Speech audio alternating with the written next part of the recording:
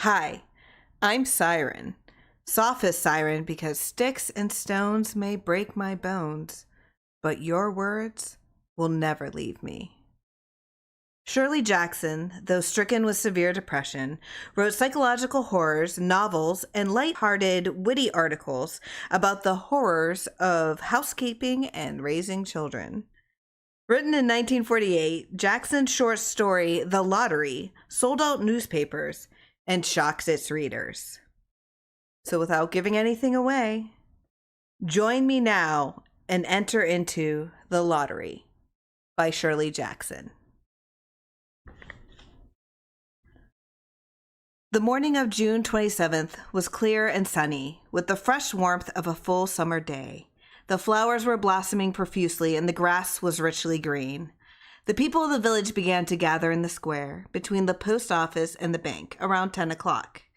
In some towns, there were so many people that the lottery took 2 days and had to be started on June 26th. But in this village, where there were only about 300 people, the whole lottery took less than 2 hours. So it could begin at 10 o'clock in the morning and still be through in time to allow the villagers to get home for noon dinner. The children assembled first, of course.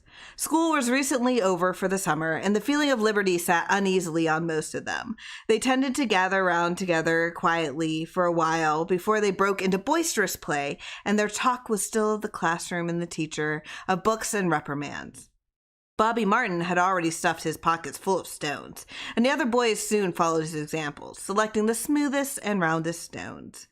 Bobby and Harry Jones, and Dickie Delacroix, the villagers pronounced the name Delacroix, eventually made a great pile of stones in one corner of the square and guarded it against the raids of the other boys. The girls stood aside, talking amongst themselves, looking over their shoulders at the boys, and the very small children rolled in the dust or clung to the hands of their older brothers and sisters. Soon the men began to gather, surveying their own children, speaking of planting and rain, tractors and taxes. They stood together away from the piles of stones in the corner, and their jokes were quiet, and they smiled rather than laughed. The women, wearing faded house dresses and sweaters, came shortly after their menfolk. They greeted one another and exchanged bits of gossips as they went to join their husbands. Soon the women, standing by their husbands, began to call to their children, and the children came reluctantly, having to be called 4 or 5 times. Bobby Martin ducked under his mother's grasping hand and ran, laughing, back to the pile of stones. His father spoke up sharply, and Bobby came quickly and took his place between his father and his eldest brother. The lottery was conducted, as were the square dances, the teenage club, the Halloween program, by Mr. Summers, who had time and energy to devote to civic activities. He was a round-faced, jovial man, and he ran the coal business, and people were sorry for him because he had no children, and his wife was a scold. When he arrived in the square, carrying the black wooden box, there was a murmur of conversation among the villagers, and he waved and called, "Little late today, folks." The postmaster, Mr. Graves, followed him, carrying a 3-legged stool, and the stool was put in the center of the square, and Mr. Summers set the black box down on it. The villagers kept their distance, leaving a space between themselves and the stool. And when Mr. Summers said, "Some of you fellows want to give me a hand?" there was a hesitation before 2 men, Mr. Martin and his oldest son, Baxter, came forward to hold the box steady on the stool while Mr. Summers stirred up the papers inside it. The original paraphernalia for the lottery had been lost long ago, and the black box now resting on the stool had been put into use even before Old Man Warner, the oldest man in town, was born. Mr. Summers spoke frequently to the villagers about making a new box, but no one liked to upset even as much tradition as was represented by the black box. There was a story that the present box had been made with some pieces of the box that had preceded it, the one that had been constructed when the first people settled down to make a village here.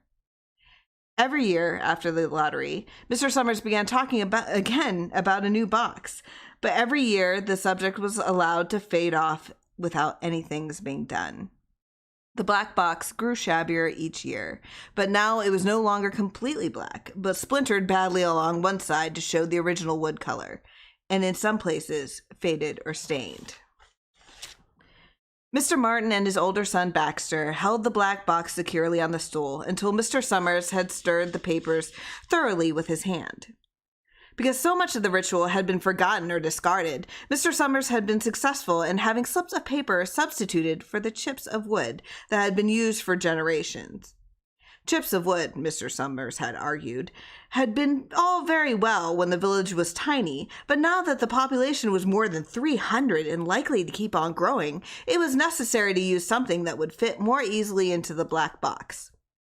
The night before the lottery, Mr. Summers and Mr. Graves made up the slips of paper and put them in the box, and it was then taken to the safe of Mr. Summers' coal company and locked up until Mr. Summers was ready to take it to the square next morning.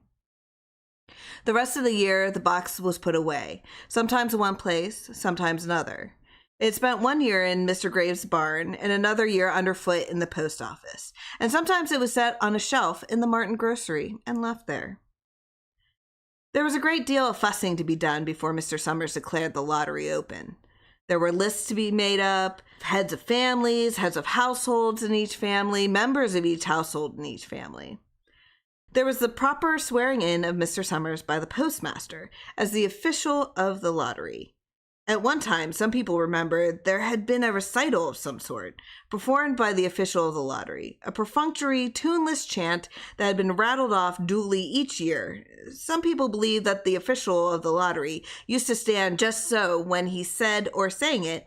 Others believe that he was supposed to walk among the people. But years and years ago, this part of the ritual had been allowed to lapse.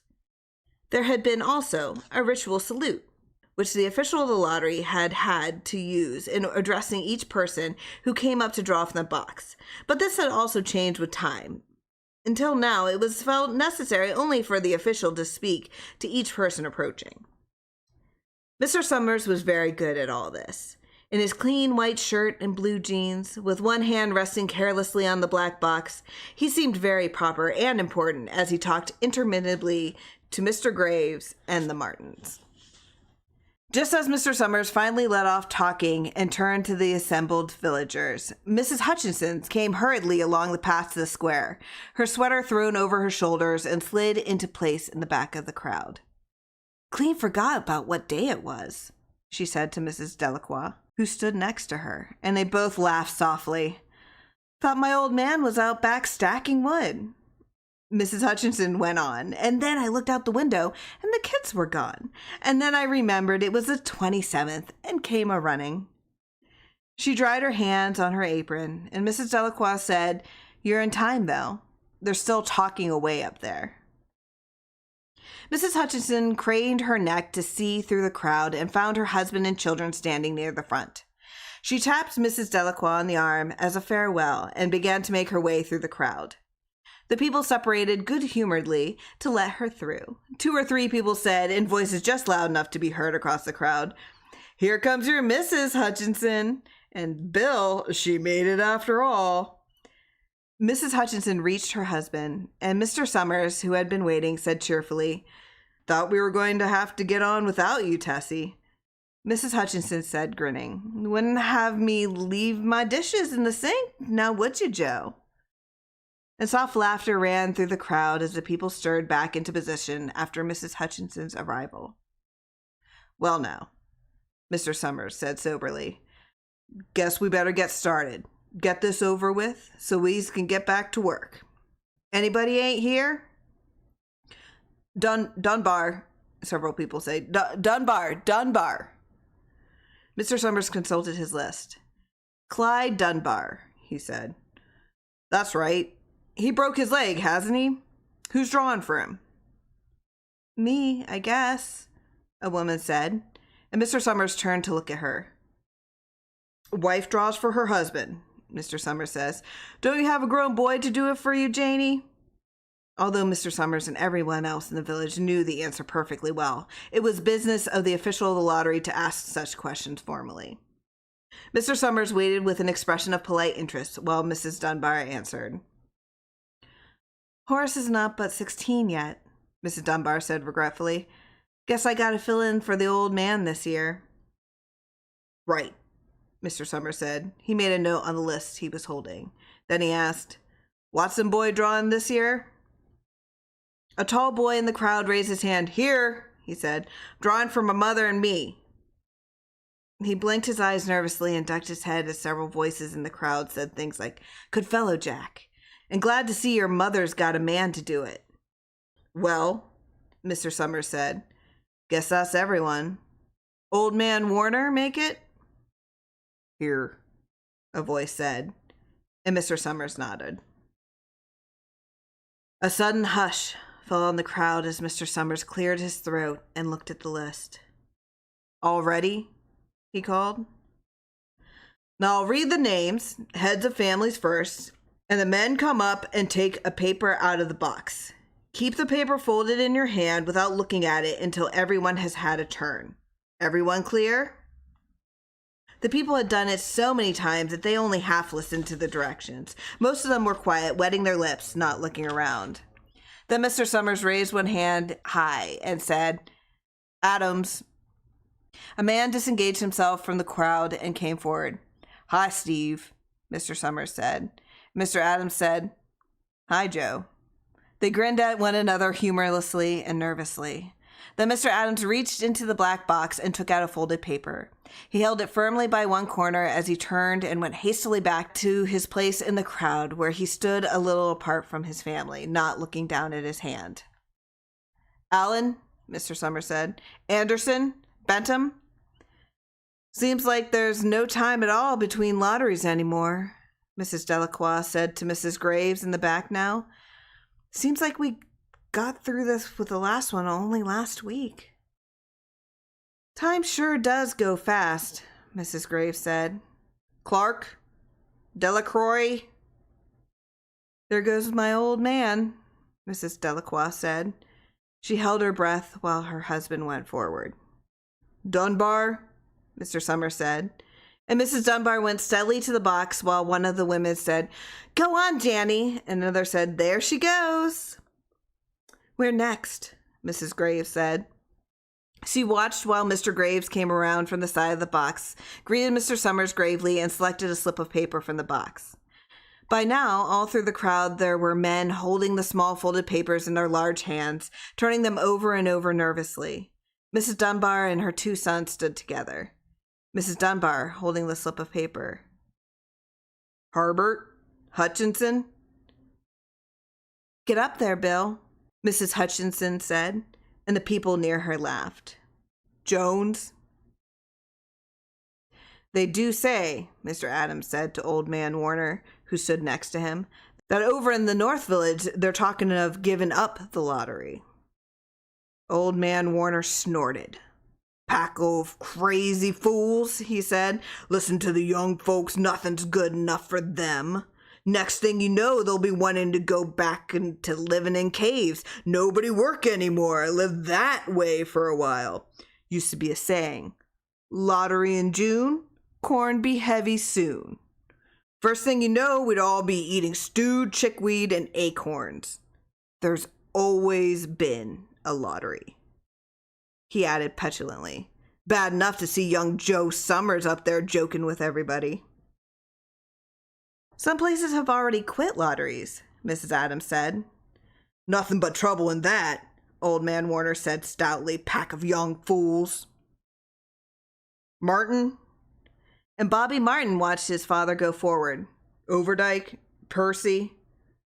I wish they'd hurry, Mrs. Dunbar said to her oldest son. I wish they'd hurry. They're almost through, her son said.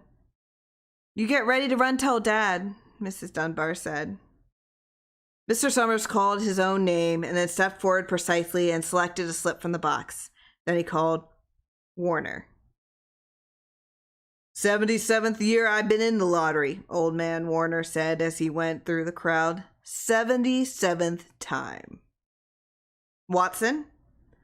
The tall boy came awkwardly through the crowd. Someone said, Don't be nervous, Jack. And Mr. Summers said, Take your time, son. Zanini. After that, there was a long pause, a breathless pause, until Mr. Summers, holding his slip of paper in the air, said, All right, fellows. For a minute, no one moved, and then all the slips of paper were opened. Suddenly, all the women began to speak at once, saying, Who is it? Who's got it? Is it the Dunbars? Is it the Watsons? Then the voices began to say, It's Hutchinson. It's Bill. Bill Hutchinson's got it. Go tell your father, Mrs. Dunbar said to her older son. People began to look around to see the Hutchinsons. Bill Hutchinson was standing quiet, staring down at the paper in his hand. Suddenly, Tessie Hutchinson shouted to Mr. Summers, You didn't give him time enough to take any paper he wanted. I saw you. It wasn't fair. Be a good sport, Tessie, Mrs. Delacroix said. And Mrs. Graves said, All of us took the same chance. Shut up, Tessie, Bill Hutchinson said. Well, everyone, Mr. Summers said, that was done pretty fast, and now we've got to be hurrying a little more to get done in time. He consulted his next list. Bill, he said, you draw for the Hutchinson family. You got any other households in the Hutchinsons? There's Don and Ava, Mrs. Hutchinson yelled. Make them take their chance. Daughters draw with their husbands' families, Tessie, Mr. Summers said gently. You know that as well as anyone else. It wasn't fair, Tessie said. I guess not, Joe, Bill Hutchinson said regretfully. My daughter draws with her husband's family. That's only fair, and I've got no other family except the kids. Then, as far as drawing for families is concerned, it's you. Mr. Summers said in explanation. And as far as drawing for households is concerned, that's you too, right? Right, Bill Hutchinson said. How many kids, Bill? Mr. Summers asked formally. 3, Bill Hutchinson said. There's Bill Jr. and Nancy and little Dave and Tessie and me. All right then, Mr. Summers said. Harry, you got their tickets back? Mr. Graves nodded and held up the slips of paper. Put them in the box then, Mr. Summers directed. Take Bill's and put it in. I think we ought to start over, Mrs. Hutchinson said as quietly as she could. I tell you, it wasn't fair. You didn't give him time enough to choose. Everybody saw that. Mr. Graves had selected the 5 slips of paper and put them in the box, and he dropped all the papers but those onto the ground, where the breeze caught them and lifted them off. Listen, everybody, Mrs. Hutchinson was saying to the people around her. Ready, Bill? Mr. Summers asked. And Bill Hutchinson, with one quick glance around at his wife and children, nodded. Remember, Mr. Summers said, take a slip and keep them folded until each person has taken one. Harry, you help little Dave. Mr. Graves took the hand of the little boy who came willingly with him up to the box. Take a paper out of the box, Davy, Mr. Summers said. Davy put his hand into the box and laughed. Take just one paper, Mr. Summers said. Harry, you hold it for him. Mr. Graves took the child's hand and removed the folded paper from the tight fist and held it while little Dave stood next to him and looked up at him wonderingly. Nancy next, Mr. Summers said. Nancy was 12, and her school friends breathed heavily as she went forward, switching her skirt, and took a slip daintily from the box. Bill Jr., Mr. Summers said. Billy, his face red and his feet overlarge, nearly knocked the box over as he got a paper out. Tessie, Mr. Summers said. She hesitated for a moment, looking around defiantly, and then set her lips and went up to the box. She snatched a paper out and held it behind her. Bill, Mr. Summers said. And Bill Hutchinson reached into the box and felt around, bringing his hand out at last with the slip of paper in it. The crowd was quiet. A girl whispered, I hope it's not Nancy. And the sound of the whisper reached the edges of the crowd. It's not the way it used to be, Old Man Warner said clearly. People ain't the way they used to be. All right, Mr. Summers said. Open the papers. Harry, you open little Dave's.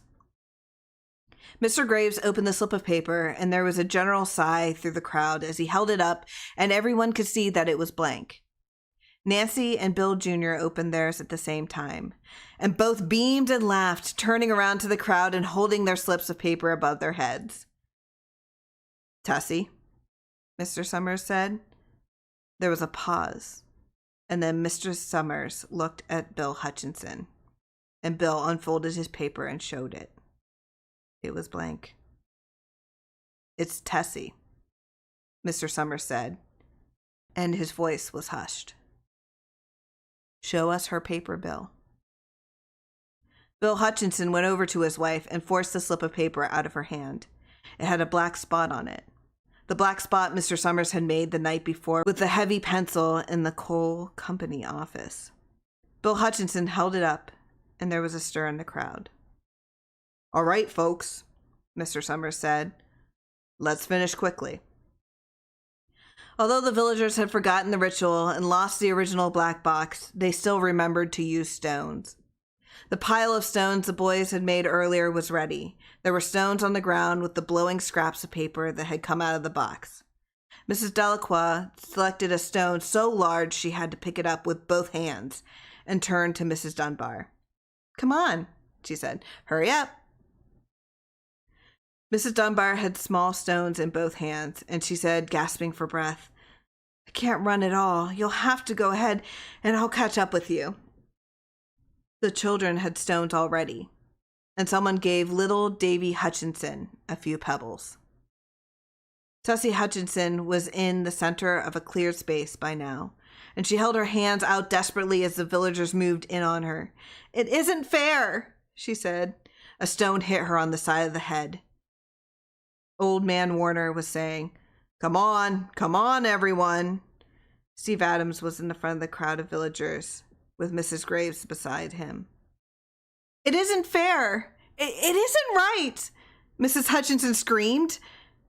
And then they were upon her.